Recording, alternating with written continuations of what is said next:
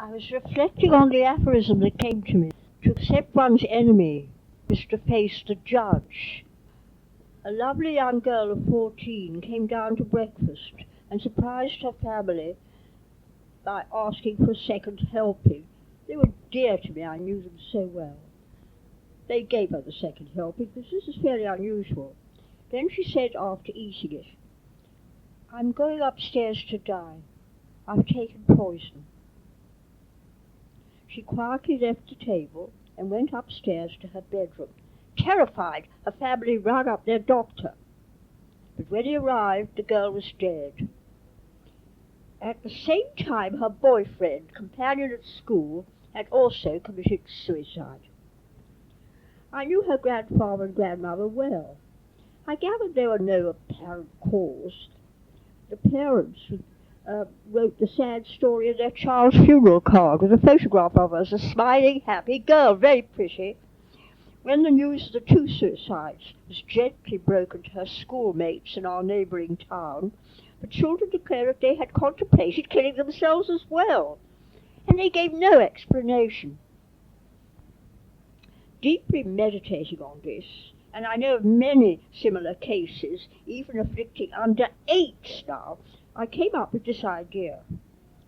In the past, children were brought up in a richly populated world containing gods, angels, ancestors, devils, ghosts, and a future existence for themselves in some other sphere, either pleasant or fearful. That belief in the supernatural was very real, and was shown to my brother, a rector, many years ago now, in the 60s. A farmer, his parishioner, asked him at a dinner party, "Tell me, Padre, when our Lord ascended into heaven, did he go into orbit?" Science was catching up on him. So in this no-man's land between Homo sapiens and divine humanity, children are brought up in a psychological vacuum, for who can endure the prospect of oblivion at death? That is what we really mind. Death, oblivion. My mother told me she had been afraid of going to hell because she did not believe in it. At least she had a hope of survival somewhere. One little boy I knew asked what had happened to a lady who had just died. He was told she'd gone to sleep forever. He fainted with horror. Surely people who say they don't care are just putting up a denial screen. Within every creature is totality, childhood, life, death, and beyond.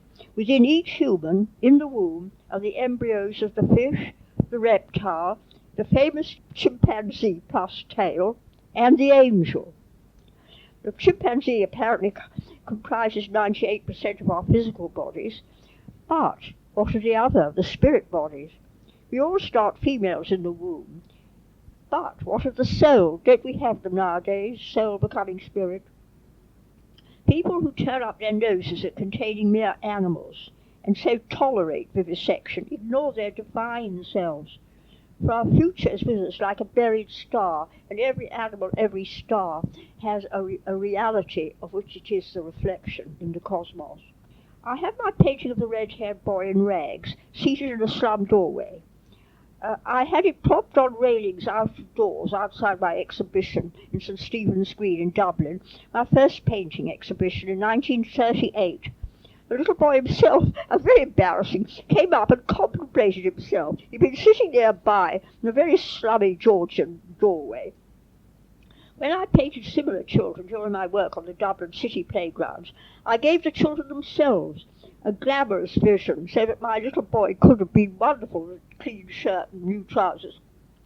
I would depict them glowing with health instead of being emaciated, virtually dressed richly with necklaces and smart socks and boots to order. They tell me what they wanted and I put it in, instead of their bare feet. One boy wanted a football jersey, I remember. He got it in paint. But is there some artistic link with this earth and spirit sphere? An artistic link. I painted the red-haired boy 8 years before I saw a child in an energy body. I was lying flat on a couch and I heard a rushing sound. My arms were lifted above my head, and leaning over me was a divinely luminous small boy, shining with golden light. He had hair like uncarded vermilion wool, and vermilion wings of the same substance as his shining gold body. And the most glorious smile I've ever seen, showing red lips bared to show dazzling white teeth. He was delightful. He looked rather Indian. He reminded me of a film I saw of Sabu the Indian boy. I don't know, children smile like that. We all have our divine counterpart in divine reality. So all these abused children have their counterparts shining gloriously in true realms. We should see the whole of them when we misbehave.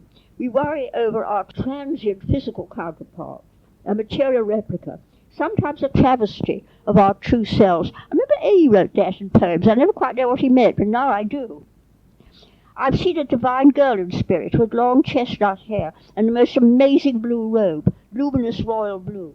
When I asked the world of spirit why this young girl they were showing me, about 15, was so masked, descending into the world, I was told, she represents the abused principle.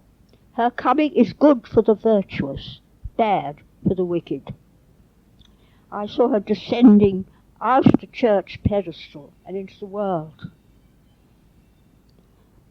I expect many of us Democrats worry about the coming of indigo children, alleged to be from the stars. This suggests a detestable caste system. I'm high, sister, and I'm higher than you. Great will be the number of Merlins, Archangel Michaels, and Nefertitis, I fear. They have enough of these already. True avatars do not advertise. I asked Spirit about the problem of the almighty ego, and I liked the answer. I was told that for every avatar there was a balancing human which keeps the visitant in order. I was shown Leonardo da Vinci as the extraterrestrial, and Michelangelo his human counterpart, well able for him, and also a genius in a human way. I was told to contrast Goethe, the visitant, and Beethoven, the human. As for women avatars, I was greatly entertained by the contrast between Florence Nightingale, the emissary, and General Miranda. Florence had her saintly image reflected spiritually over the sky as Lady of the Lamp. Even my grandmother was reverentially christened Florence. But General Miranda is unknown to fame. She was a disguised woman, living at the same time as Florence. She joined the medical service of the British Army as a man at about the same time as Florence. Her work was remarkable. She did far more for wounded soldiers than ever Florence could accomplish. Her life, however, had no saintly distinction. On one fascinating occasion, the two women met, in a rage, surely for good reason. The general was issuing a stream of hair-raising foul language, while Florence listened with disgust. "What an appalling creature," she explained, "and they say she's a woman." Who is she? Oh, indeed. The seesaw balance of characters is designed by Providence to help us. Whenever someone comes into our life whom we detest as antagonistic, unpleasant, critical, we face our judge. But who can judge us as truthfully as an enemy? We should give thanks. By the way, I wonder if Leonardo and Michelangelo ever made it up.